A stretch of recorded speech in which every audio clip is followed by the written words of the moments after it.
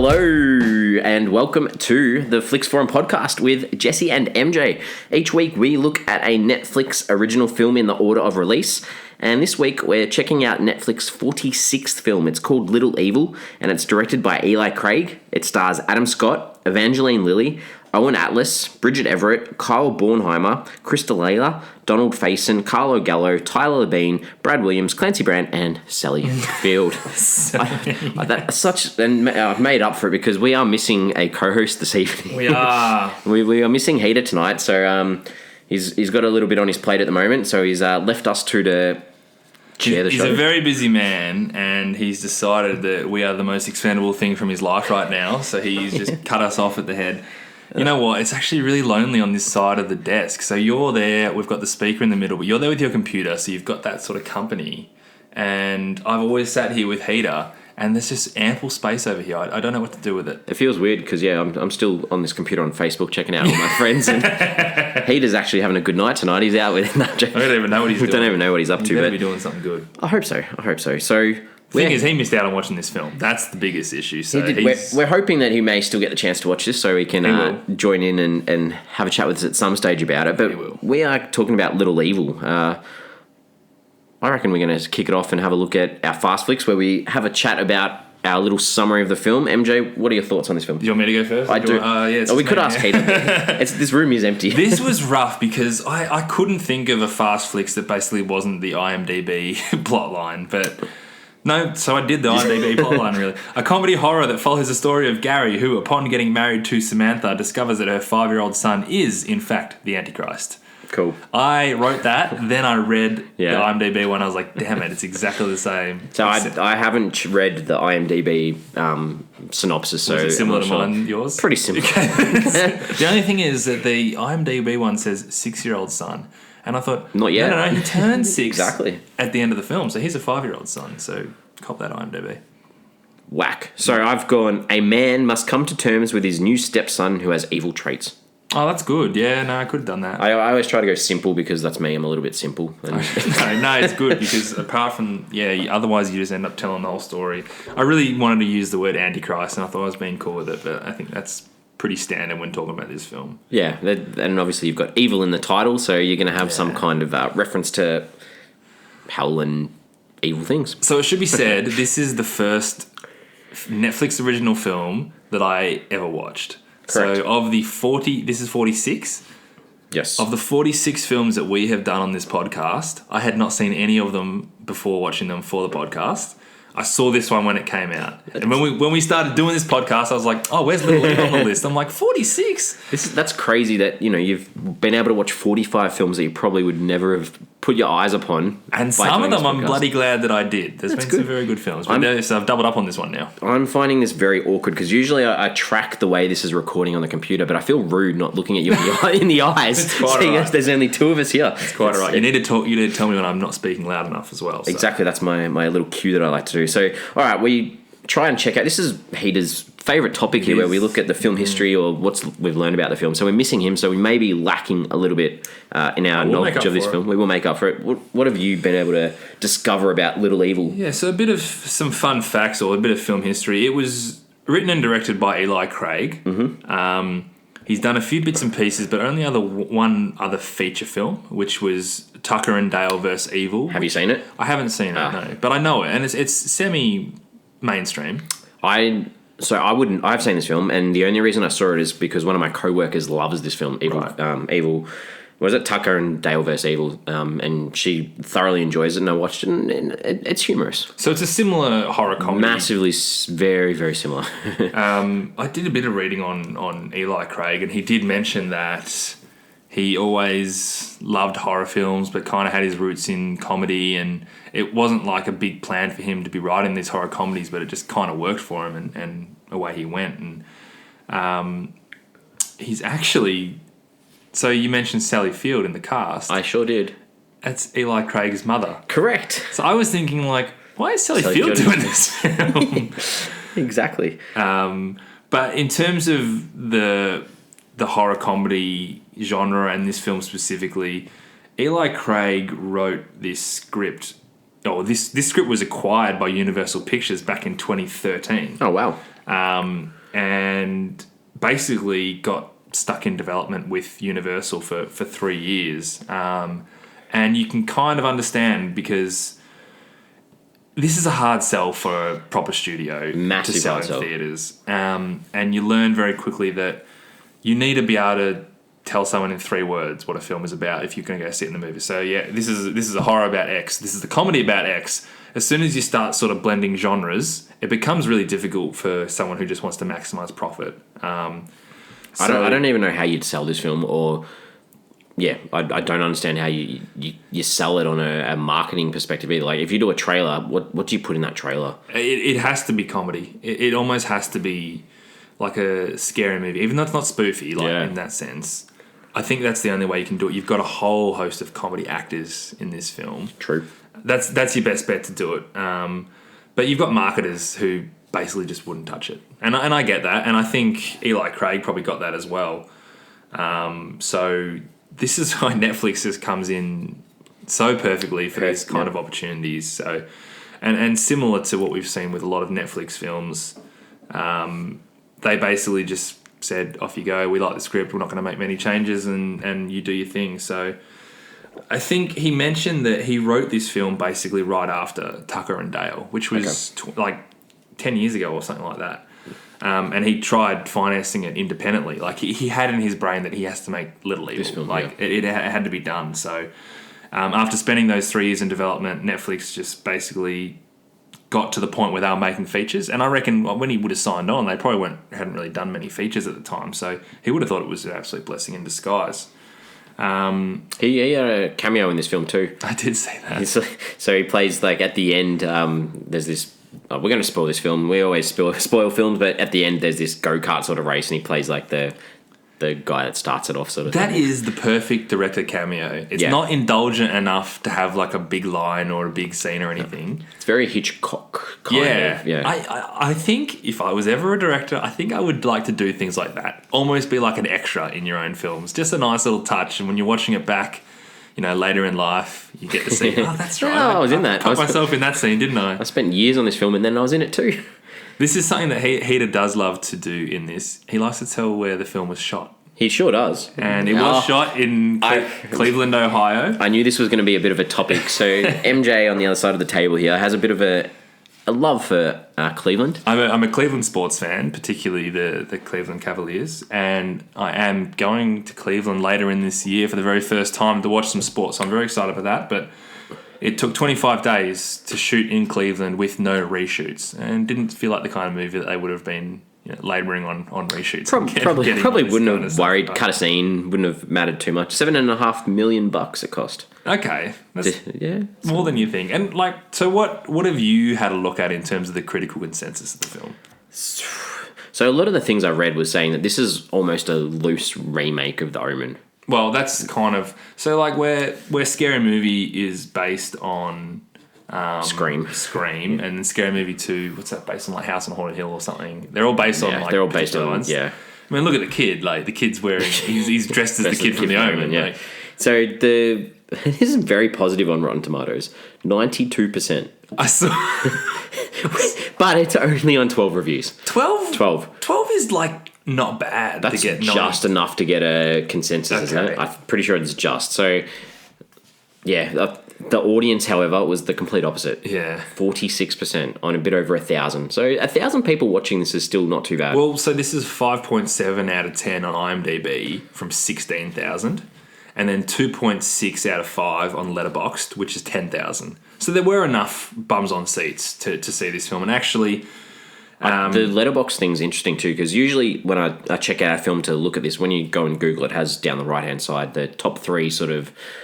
places where you can read the reception of audiences or the critics. This is the first Netflix film where the Letterboxd result has actually come up on the Google search page. Maybe that is really more a sign of the times where Letterboxd is being pushed up as a more... And I don't know, maybe next week when we do our next film, it might pop up again because Letterboxd is starting to get a little bit more recognition. I'm not sure, or whether, If you're listening to this podcast and you don't use Letterboxd and you are a bit of a film lover, definitely get on Letterboxd.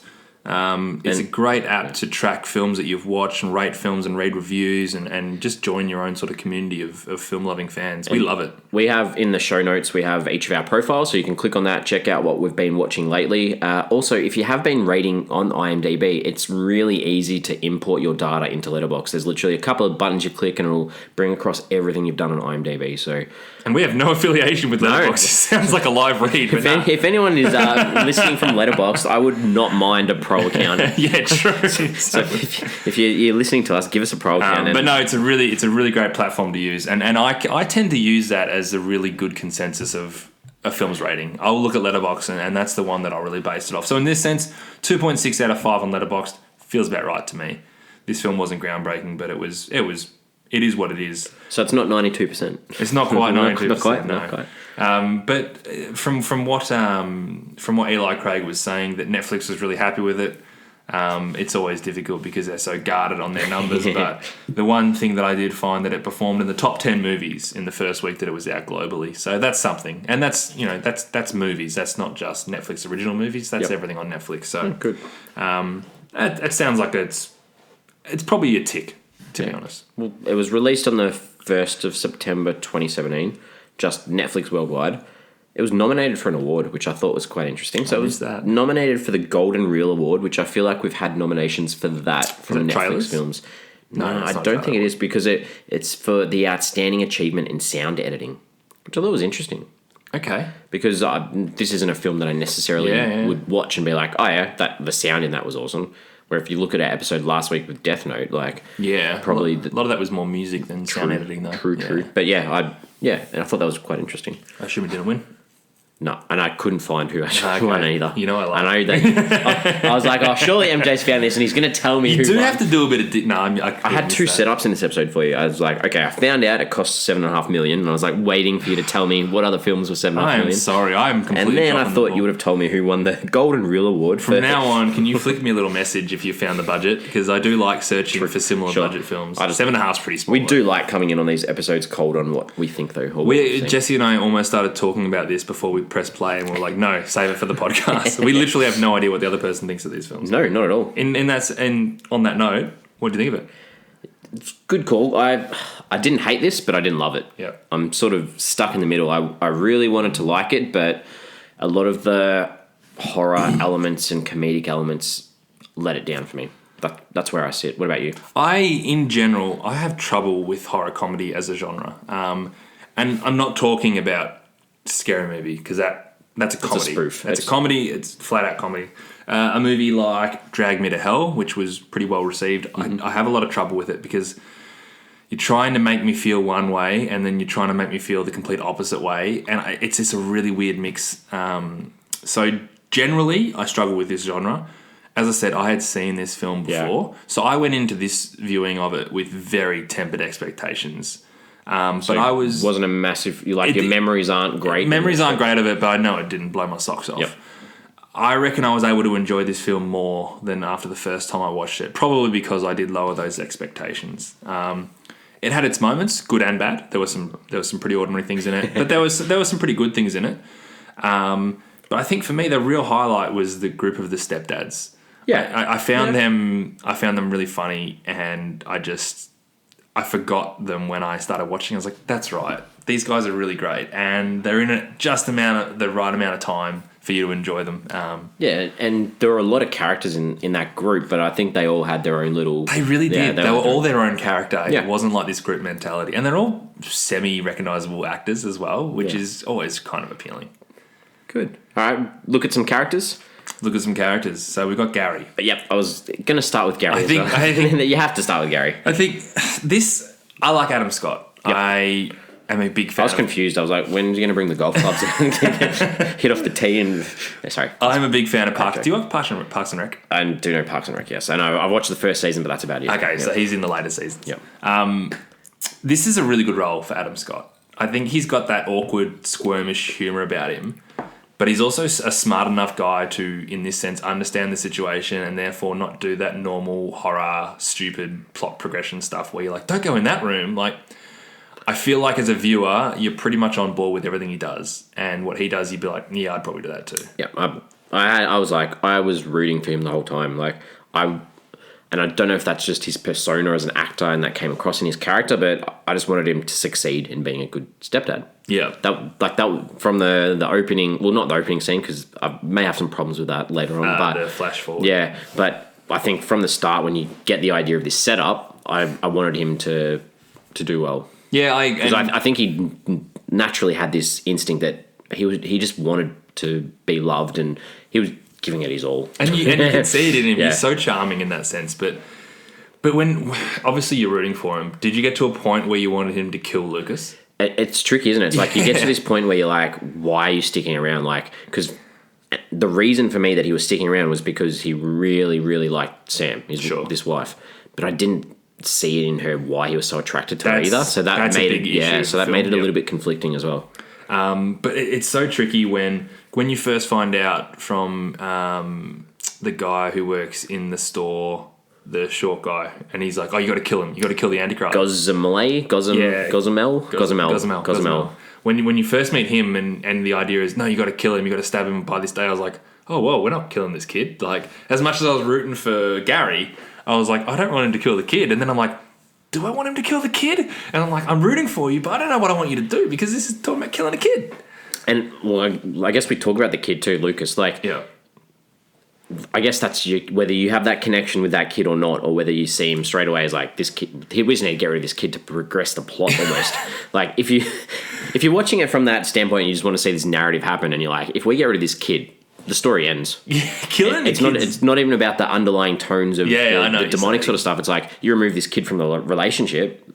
I can't imagine based on what we'd seen from the mum Sam. I don't think she's going to care too much if the kid wasn't there. I don't know. Is that horrible? The whole Sam thing didn't work. I found that her as a character really broke down the plot for me because I couldn't. You don't see why he's so obsessed with her and why they're so in love. Yep. Obviously, you can assume that things were different before he'd met Lucas properly and they lived together, and I can appreciate that. But she's like legit crazy, and she's trying to hide the horrors of her kid because she knows, like, all her ex-boyfriends have died. She knows that the kid's evil, but she kind of doesn't do anything about it, and she thinks in her head that she just needs to find the right stepdad.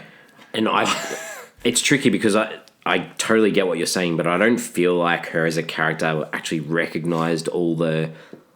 This is my impression of her. I didn't think that she recognised that Lucas had actually caused all these issues or caused all this damage, or she knew that it happened, but she's blocked it out and was just like, this is my son, I protect him. It doesn't matter what happens. And maybe that they try to explain that through her, getting pregnant through this cult and stuff. That's a funny scene, isn't it? Because it's...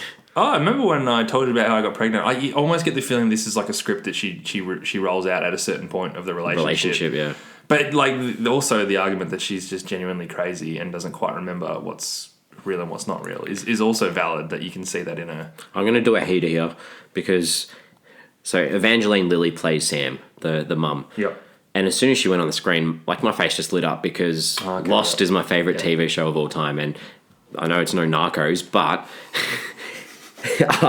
Sorry, got to put it out there, but because she plays this character Kate in Lost, who you just want to root for as well. So in my mind, I'm like, I've spent 7 seasons with you. You look exactly the same as you do in this TV show.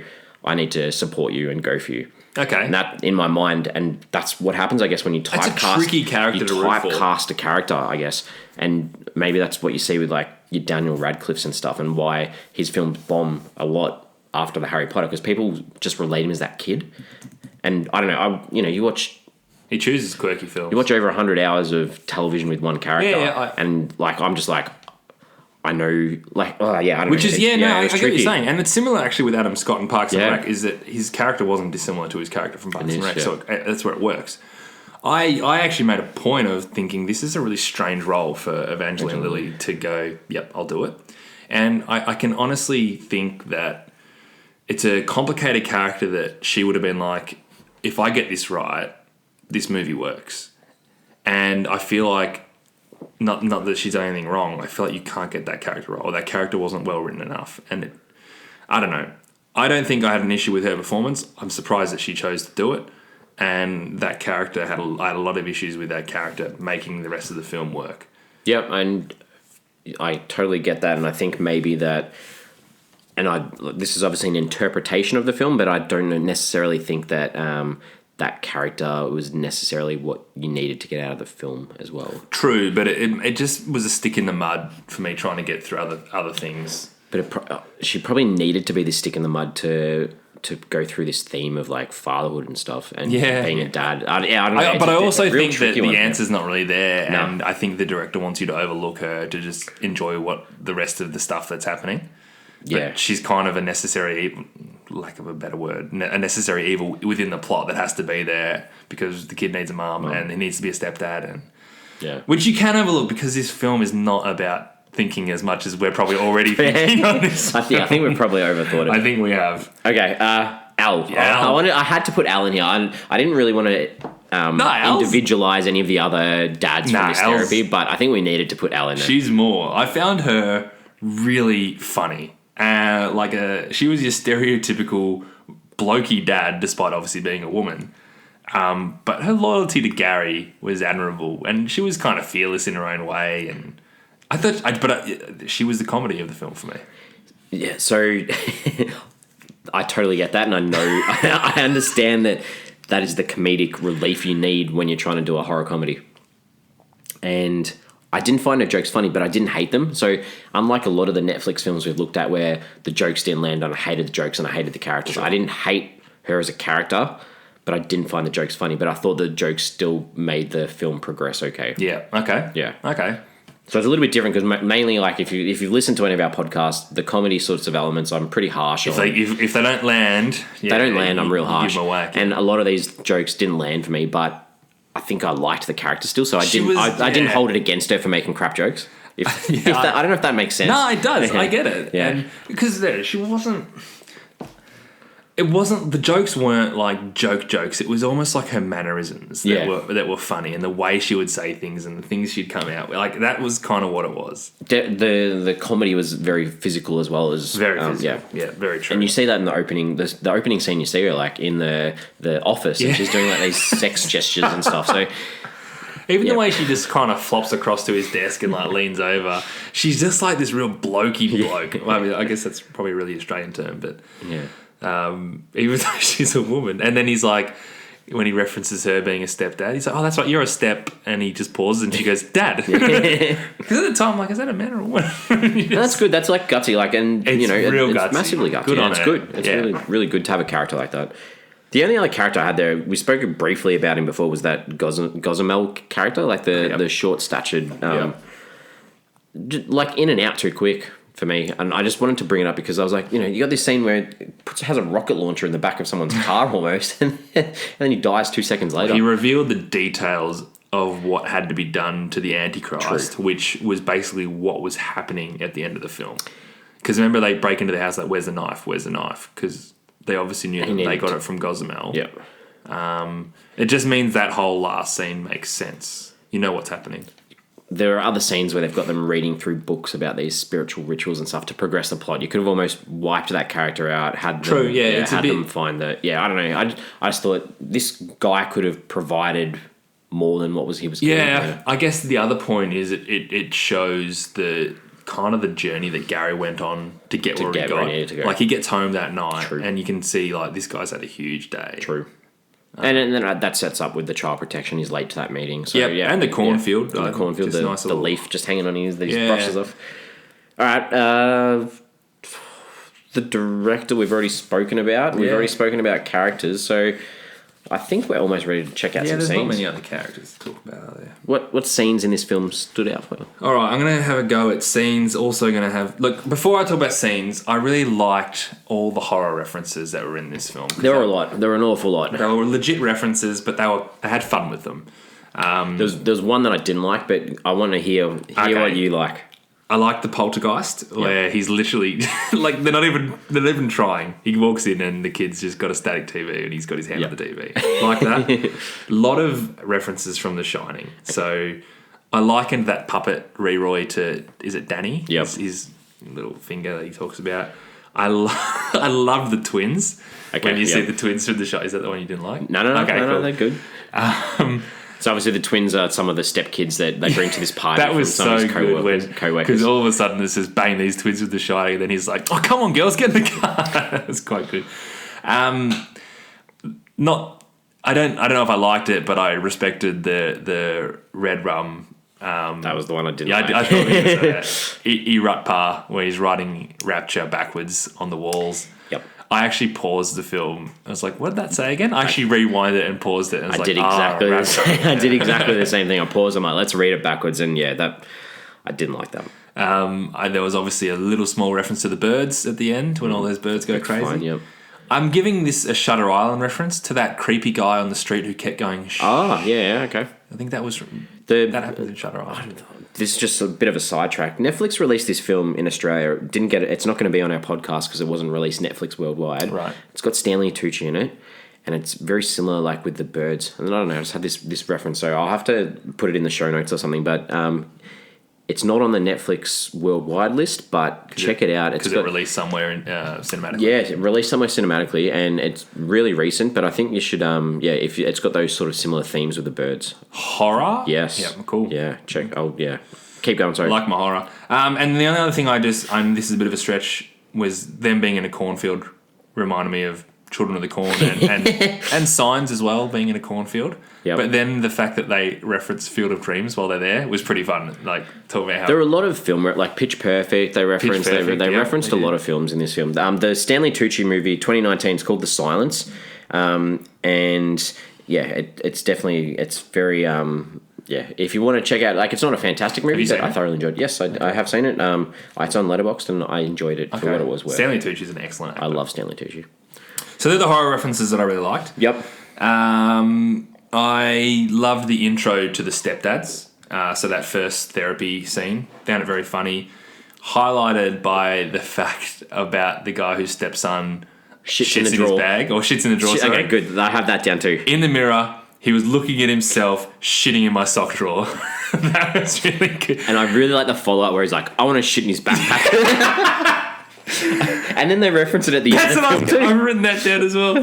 So in the very last scene, I think it's the very last scene, he basically says, like, come on, let's all go get ice cream. He's like, I got my son's backpack in the car. Let's all get ice cream, and then we can shit in his bag.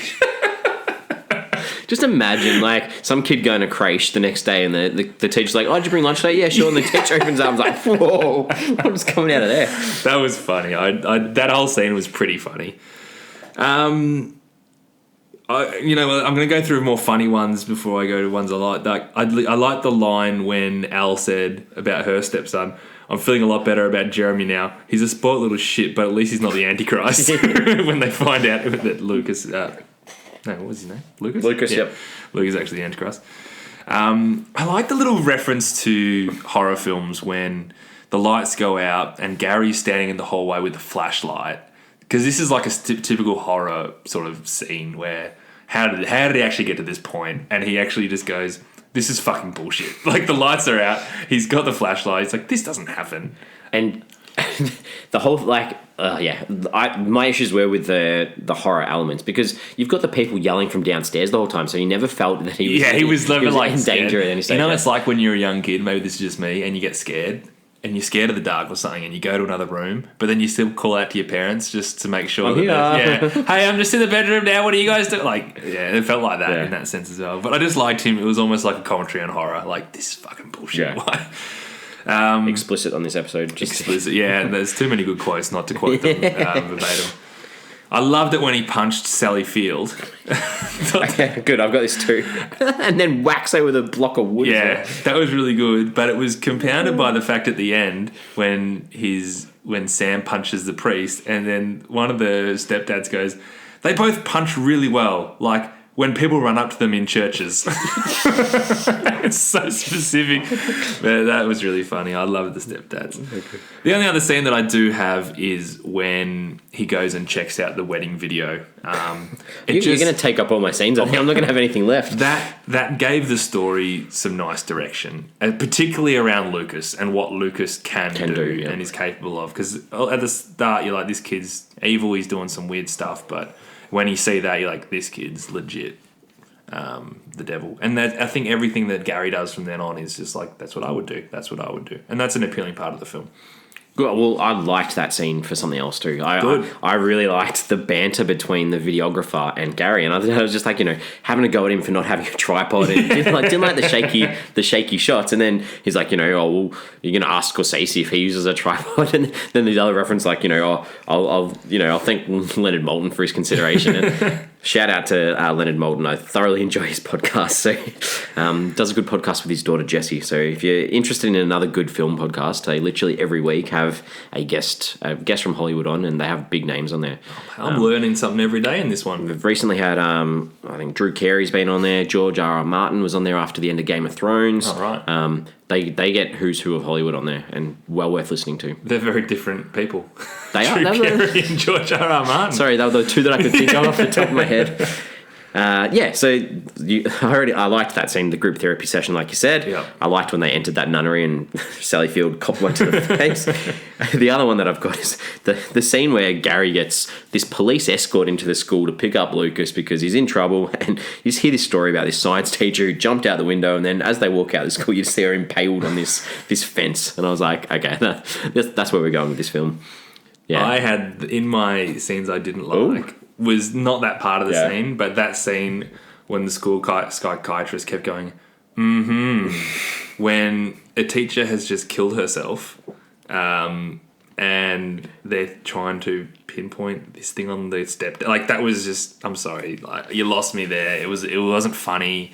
There was a lot more at play. Well, maybe those teachers were a part of the church group, so they knew that the kid was doing this. All right, well, that's a stretch, but you got to come up with something. If that's true, I just think that was just a pretty poor scene. Bad scene, yeah. But then I like the fact that that's when you could see what Lucas is capable of. Like, I guess at the end of the day, if a teacher is impaled there, as much as you want to try and hide it, someone's going to see them trying to take her off. So, but I like that it was just the moment that they walked out of the school. They didn't get rid of the body earlier. Yeah, he came in as well and didn't see it on the way in. Yeah. I didn't really like. This is just more of a comment. I found it interesting that the first time you actually hear Lucas talk in a semi-normal voice is via Ray Roy, his puppet, and he says Lucas doesn't know how to swim. Yep. That's an hour and 4 minutes into the film, so it's smart because it humanises him. I mean, just before you think he's because I don't think you ever really want to kill this child, but there is a point where you're like, no, this is just the devil incarnate, so it's actually not a kid. So. It smartly humanises him when you need to humanise him, and then it takes him away from the fact that he's just this unpredictable and insanely capable demon child. So it's interesting that it took so long for him to speak, and then it kind of annoyed a little bit how quickly he turned, and like a day at the pools was enough for him to fall in love with Gary and call him daddy. But what did you have? I've got that in one of my scenes that I didn't like that. As soon as they get to that pool, They have fun. It was too obvious that they were going to have this little montage almost of them splashing around, having fun. And it was obvious that Gary was going to change his mind. Yeah. Filling out some kids' floaties with sand to kill a kid, like, wow, that's pretty heavy. Like, there's no way you're watching a film, that's not going to happen because no one would let a film be released where a kid dies by drowning in a pool with floaties on his arms. It's a demon, that's a different story. But how is he ever going to get away with that with the law? When that kid drowns at the bottom of the pool with sand in his floaties and they go, who gave him the floaties? This guy did. It's not like they're at a beach where there's sand that could have gone. It's ridiculous. How that is an idea of him to that's a great idea. That scene almost got me because they left the sock in the pool and I was almost like, oh, maybe the sock is the possessed thing. Yeah. And I thought maybe then, okay, the kid's going to be all right now. But I think it was more a metaphor for the kid now being okay to talk to Gary and he didn't need the puppy. Yeah. But when I was first watching, I was like, oh, okay. Because the shot of it on the pool, I'm like, oh, maybe that's what it is. But obviously as you watch further, you work that out. So I tried to realise, and I'm not stopping you, but I'm dipping into themes a little bit. I was sort of thinking, like, is the message about, love versus hate, in the sense that all this kid needed was a loving stepfather, and that's what he was craving this whole time. But then I'm like, no, because Gary showed that Gary earlier. was great early, and that's what it would have been better if they had have done that a little bit differently at the start. Not that Gary was, pushing him away, but maybe wasn't as open to it as possible. He rocks up with a bloody soapbox car and is like, let's do this together, son, sort of thing. So I think from what I feel, the turnaround in their relationship is when Gary actually verbalizes to him, hey, I'm not trying to be your dad. I'm just trying to be, like, I'm there for you, sort of thing. And I think that was, to me, was more the turning. Okay. Like, that was more the turning thing. I don't know. yeah, okay, that's fair. I'm just trying to think what that means in a bigger picture, because I want to give Eli Craig the respect that he's not just making this silly spoof. Like, he's trying to tell a story here, and there's messages in it. So Heaps. Sorry, keep going with things that you struggle with. Two little things, some other small little things that I struggled with. So all the scenes that were meant to be creepy or intense to me weren't. And when you go in thinking it's a horror comedy, you either want to laugh or you want to be scared. And I was nowhere there. Yeah. So that sort of lost me a little bit. And the over-the-top evil references were a little bit, like, too convenient. Like, Lucas's 6th birthday is on the 6th of June and he has to be killed at 6 o'clock. Like, I get number 6 is evil. Like, I don't know. That just sort of got me a little bit, because if it was funny, I would have, like, it was done in a funny way, I would have liked it more. It can't. You know what? It's almost like you'd almost call it like a light horror. Yeah. So there's horror themes that are done in a really accessible way, and it's open up with that very first scene where you could easily construe that to be a pretty creepy scene. Here's a guy that's buried alive, it's pouring down rain, you don't know anything about this story. You see a freaky kid who's buried him, and the first thing Gary says is, I want a divorce. It's like, straight away, we're gonna show you some horror stuff, but we're gonna have a little bit of fun with it. And it's tough. It's a tough mix. Going into that, like, that opening scene, I thought it was repeated too early in the film. Oh, yeah. So you've got this non-linear narrative where you start halfway through the film almost, then you go through, and then you get that scene almost repeated where he's, Evangeline Lilly as Samantha's got to come out and dig him out. Yeah. And it was almost too early in the film. Yeah.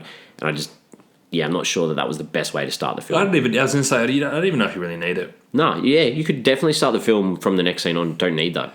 But yeah, I guess you could. I reckon maybe they did that, and there was some context lost somewhere in previous screenings, or they probably just wanted to set the scene early that Gary has this really tough relationship with this kid, and then it was. But I thought we're going to learn about how we get to that rather than we continue past that, and it sort of got because by we get to that point. There's still so much that you need to unpack. Yeah. Which is kind of good, though, in the sense that you don't... Because the idea that Gary and Lucas are having troubles, there's a lot more to the story than that, so at least I didn't have to dwell on that being, like, the final conundrum, but it's a good point. This scene's probably... Unless you've listened to our podcast, it's not going to have any context whatsoever. But there's a scene where Gary's handcuffed, and then he ends up in a marathon, starts running a marathon. That just reminded me of Naked, the Marlon Wayans film we watched a couple of weeks ago, and I was like, oh wow, please don't remind me of this film. Like, it gave me a headache straight away. What did you give Naked out of 5? Something bad. I think I gave it a 1. I think I gave it a 1 for the way the film finished. But I've written down yuck. I'm pretty sure they weren't trying to reference Naked for what's worth. I would say they wouldn't have, but that's the connection I made. Naked's alright. Sure. So, the monster truck scenes. As soon as they get in this big monster truck... No, it just wasn't funny. At least Al was referencing cars and stuff the whole time. True. That was the whole... Your mate's having your back. Like, these guys did not have to help. True. And... That was very... I don't know if you needed a monster truck to do it. Yeah, but it's more fun and more memorable. Fair enough. Last one, I didn't like that go-kart scene at the end. I thought it just had this too happy an ending for what was meant to be a dark film. Absolutely. Very happy ending. And you need like an ending that sort of leaves it open to interpretation, that maybe this kid's not fully... I don't know, maybe you kind of needed like a little bit of horror that... Finished it off. Yeah. Have you seen Drag Me to Hell? No. I won't spoil it, actually, because people aren't expecting spoilers for that, but that does it quite well. I feel like we may have watched that together at some stage. I saw it at the movies when it came out, which was a long time ago, but we would have known each other. No, I feel like we watched it on a movie night where we watch horror films sometimes. Possibly. Potentially. Maybe not. I don't know. Anyway. Let's move on. Let's look at some themes. What was this film trying to say? Well, that's kind of what I'm trying to still figure out, and I need your help. Okay. This whole love versus hate versus what's right, what's wrong. I took it more as a film about parenting. Yeah, parenting was the next thing. I think it's trying to tell you that parenting's hard and you've got to prepare for the worst. And most people want this normal, happy life where you just have a mum, a dad, happy kids. But in most instances, the parents can have disagreements. They don't necessarily have to be happy. The kids have got problems, but it's just about trying to work through that. No matter how everyone's different and you've got all these different circumstances, it's not a reality for everyone to have this happy, perfect family. So you've just got to work with what you got. I think they do that in a really sweet way with Al. You talk about all the stuff that she says about her stepson, and then the whole baseball thing about, you know, best dad ever or whatever. It's really nice. It's a really nice touch. Yeah. I think they did a really nice job on parenting, particularly step parenting. Like they really shine a light on that. Obviously, because it's an overt part of the plot. And also, I think that we're sort of heading into this society now where there's a lot of mixed families. There's families that join together, and you know, there's this thing too where there's a lot of maybe male role models that are missing in a lot of families, and it's trying to talk about, you know, how hard it is sometimes for kids to accept a new male in their life. True. And the journey that you've got to go through to try and get that connection and that trust with the new family that you're trying to build. Yeah, no, I think it was really thoughtful the way he approached it, particularly with the stepdads as well. Like the very first time you see the stepdads together, they're all complaining when he's like, I think my son's the Antichrist, and they're all just like, oh yeah, I hear that. Like, but it's you know, it's tough sometimes, but it doesn't mean they don't love each other. It doesn't mean they can't work through it. And the other thing that I sort of got out of this was that kids sometimes need to be kids and adults need to be adults. So sometimes kids don't know how to express their emotions, and the adults need to sometimes be that guiding light to show them how that is. And otherwise, kids become dicks. Kids they turn out to be dicks and idiots unless they've got that guidance from the parents. Which I think Gary is a really good role model for what you can achieve if you have a parent that's caring and wants to care for a kid. So you think shitting in their backpack probably wouldn't have been the best adult response to that situation? True, and it's probably interesting to finish it. Well, no, because then we see at the end of the film, we see all the dads with their stepkids. No, that's all in the name of humour, and it worked. So yeah. But like, I guess that cart scene at the end, that is nice to see all those stepdads with their kids, even though they've spent the whole film talking about how many issues they have with them. They're all there to support Gary. It supports your point. It really does. No, I think you've hit the nail on the head then, and that's I would like to give that a bit more credit with that. Yeah, give that a bit more credit. That's all right. That makes sense. Yeah, that's. But I do like the mateship of the stepdads pulling together when times are tough. Obviously, literally support network, but also but like literally when we need to save a demon when times are tough, but also in general when they're all going through stuff, they've all got each other's back, and I like that about it. All right, what do we take from this? I've already said, like, the horror elements didn't land for me, and the comedic ones didn't either. But I'm telling you, it's a tricky genre. Yeah, I didn't hate it for it though. No, neither did I. I think I sort of mentioned this at the start. This made it perfect for Netflix. Yeah. And you know what? It's a testament to why I watched it when it first came out, and why I wasn't fussed to watch it again the second time. When I saw this coming up on our list of the podcast, I was like, cool, I'll watch that again. And I remember when it first... This is why it's perfect for Netflix, right? Me and my wife, very different tastes in films. Yep. As soon as this came out, she was like, hey, there's a new film with Adam Scott. It's on Netflix, so we can just watch it straight away. But otherwise, we wouldn't be able to... Like, otherwise, it should be at the cinemas. That was back in that day, there was a concept of, we can watch this brand new movie that no one's seen. Sweet. And it was really cool. She's like, there's a brand new movie with Adam Scott. It looks pretty light. It looks pretty fun. You like horror. You like comedy. Let's watch it. And that's exactly what we did. Neither of us probably loved it, but this is, I'd like to see more of this stuff on Netflix. I've spoken in the past that Netflix hasn't got comedy right to this point. Yep. And it's the perfect platform for comedy. Sure. Sometimes you just want to put on a comedy whilst you're sitting on the couch and just enjoy it. Yeah. Look, they're fortunate that they've got lots of other films that they didn't make. So there's plenty to look at, but still. This will be the streaming model going forward, that they're going to have a lot more original content, and they've got to get it right. All right. So we like to sometimes we use IMDb while we're watching a film to see if we looked anyone up. We always use IMDb. Yeah, maybe. Did you use it? I did. Good. And I reckon Who did you look up? Both that I looked up, you probably looked up too. I didn't look anyone up. You didn't look anyone up? Okay, That's why I was like, oh, you've set this up like I'm going to look something. I'm going to start with Reverend J.D. Gospel. Okay. But you probably knew already who it was. Captain Hadley from Shawshank Redemption. Oh, wow. Right? No, I didn't even recognise his face. It was the voice that got me. The voice. He started talking. I'm like, who is that? Yeah, it's the bloody Captain Hadley. I need to go back and check out a few scenes with him in it. And look at his IMDb profile picture. Yeah. It doesn't look like Captain Hadley. The other one, this one I'm disappointed in you in. So this was the stepdad, Wayne, who wanted to shit in his kid's bag, was Neil from XOXO. You know the old guy I say old guy. Yeah. Who worked at the record store. Yep. Yeah, I thought you would have remembered Neil. We watched it on this podcast. I know, but a lot of these faces to me were just unrecognisable. So then when I did recognise a face, I'm like, I don't need to look you up because I know who you are. True, there's a bit of that, like Donald was Faison. That was Turk from Scrubs. Yeah. as soon as I saw his face, I'm like, hang on, I need another shot. And then as soon as the next scene came up, it's Turk from Scrubs. Turk from Scrubs or Petey Jones from Remember the Titans. Titans, correct. Run 'em back. Run 'em back. What a good film, Remember the Titans. But yeah, always use IMDb in a film. I seriously I use it so often now. I'm just like, who's that? But I'm getting better. Have you got a question for me? Have I got a question? I have. No, I mentioned how on earth would he have gotten away with a water slide incident? Yep. But I kind of mentioned this before. Oh, and I wrote, were you guys? Because I thought Heath would be here. Were you wondering, let's say, 50, 60% through the film, how it was going to end? Were you thinking they're going to have to kill this kid? It's tricky because until we got to the scene where they dig him up, I thought that was going to be the end of the film. Okay. Sorry, yep. So I thought that was going to be the end of the film. Then I'm like, I still have another 45 minutes whatever it is to go. I was like, where are they going to take this? Because I really didn't care. Okay. That's where I was at. But did you ever think they were going to kill the kid?